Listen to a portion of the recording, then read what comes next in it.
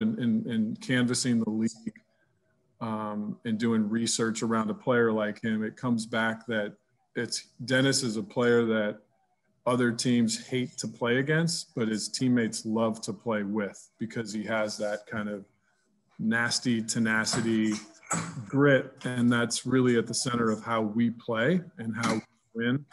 And so he really folds in perfectly to that. And then I think he gives us offensively just another elite playmaker, both on the ball or, on the ball in a pick and roll situation, or off the ball as a scorer. So he really just fits us perfectly. He's been a player we've pursued, not just in this trade deadline, but before. We've pursued him aggressively. So to be able to finalize the transaction and bring him to the Lakers is really satisfying. I think it's easy to fall into complacency when you win a title, and to just say, hey, let's just run it back. But at the same time, I think my school of thinking is always, let's find ways if we can even get better. Every offseason, let's get better. And I think we never want to just settle. And I think this was an opportunity to get better. It's hard to lose a player like Danny. He was an ultimate professional and really filled a great role for us and played well.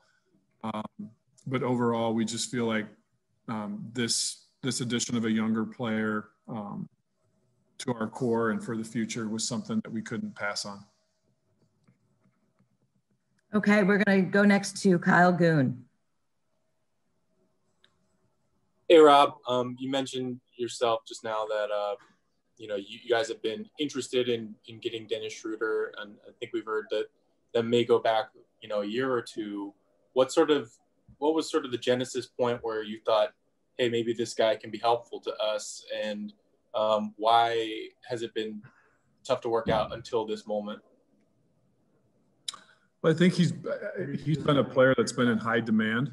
I think that's I'm echoing. I think maybe someone's not on mute, but Dennis has been a player that has been in high demand around the league, is my sense. And so I think when a player's in high demand, it's tough to trade for them and get them. I have to say that working with Sam Presti and Rob Hennigan and the Thunder was great. Those guys are both very detail-oriented, sharp individuals, and we had a lot of conversations. I think there's a misperception about trades around the league that it's, a GM picks up the phone and calls another GM and says, hey, I'll trade you this for that. That's absolutely not how trades work at all. I mean, it's usually more of a dance and more of a long-term process. Working with those guys was great. So I guess that would be my answer to your question. Okay, and now we're going to go to Dan Weike. Hey, Rob. Good to see you. How has the condensed sort of nature of this week, in terms of the trade window opening to the draft last night to whiplashing into free agency tomorrow, how has that kind of changed the way that you guys would approach sort of an off season? And then I guess in a general sense, what are some of the things you guys are looking to accomplish Friday and beyond in free agency? Yeah, I think it's important. Again, I think if you look back over the last 2 or 3 seasons, we've really wanted to stay, somewhat consistent and methodical in our approach and get lost in the work. And I think it would be really easy to fall into the trap of being reactionary when you have like a condensed system and a condensed set of dates. But our preparation for this period of time, started months ago. And, there's been a lot of planning and thought around it. So it was really more waiting for the NBA dates to finally get released and then start affecting our plan. But I don't think just because it's a condensed time or it's coming faster than some people expected means that we're not prepared for the moment. And I think we'll just stay kind of methodical in our approach and trying to get better.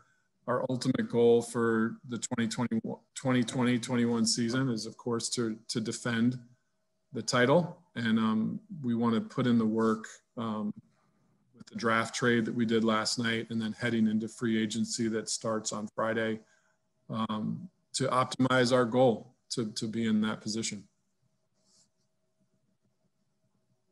Okay, we're going to go next to Bill Oram. Hey, Rob. Good to see you. Bill, what's your hat? I love Zoom because we can. What is? This is a hat from a bar in eastern Wyoming. Okay. The Invasion Bar, which references the Washington County cattle wars of 1890. Hats always tell a story, and I'm glad you had one behind yours. It's impressive. I'm glad I knew the answer, and it wasn't something I just got at like Urban Outfitters or something. You mentioned not wanting to just settle after winning a championship and not get complacent, and this being a bold move. Do you view this kind of as your bold move for this offseason, or how much more aggressive do you think you can be as you build this roster toward December 1st, and how different or the same beyond Schroder coming in do you expect this roster to look? Yeah, I think in terms of whether there will be another bold move or not, I think we try to stay as fluid to a process as we can, and not sort of pinning ourselves with binary decisions like that was our bold move or that wasn't, but just staying fluid, because you guys know how this business is. The NBA seems to turn over every couple days with opportunities. One trade sets off a chain reaction where all of a sudden others could become available. So I would say that we try to stay fluid to that and really not pin ourselves into a corner. But at the fundamental sort of focus, we'd like to keep as much of our core players together to repeat as possible, because continuity is obviously incredibly important. We had, I think, one of our strong points in the bubble, and I know all of us on the call talked about this in Orlando, was just part of the mental grind and challenges of playing away from family and friends for 100 days and being in a bubble was just how we operated together. And I think the team that came out of the bubble with the trophy, I think probably in addition to having the right talent, also had just the right chemistry to survive, kind of the Lord of the Flies experiences in the bubble. And so we don't take that lightly. Like, this is a group of guys that fit, that work together, and we'd love to keep our core as close as we can. But if there's opportunities to get better and to address needs like we did with Dennis, then we'll take advantage of those. Okay, next up, Dave McMenamin. Do you have anything for Rob? Yep.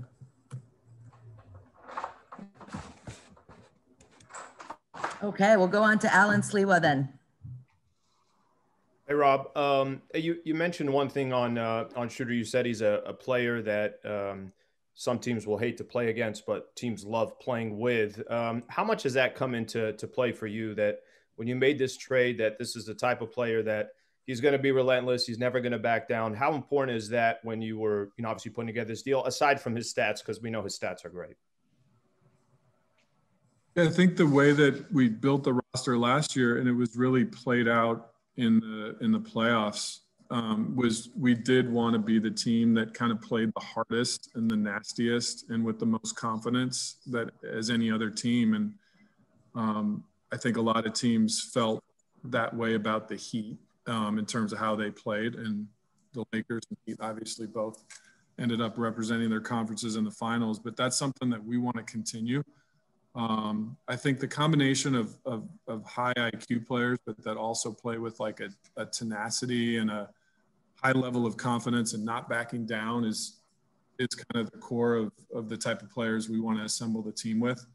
And that starts obviously with LeBron and Anthony Davis, our two captains last year.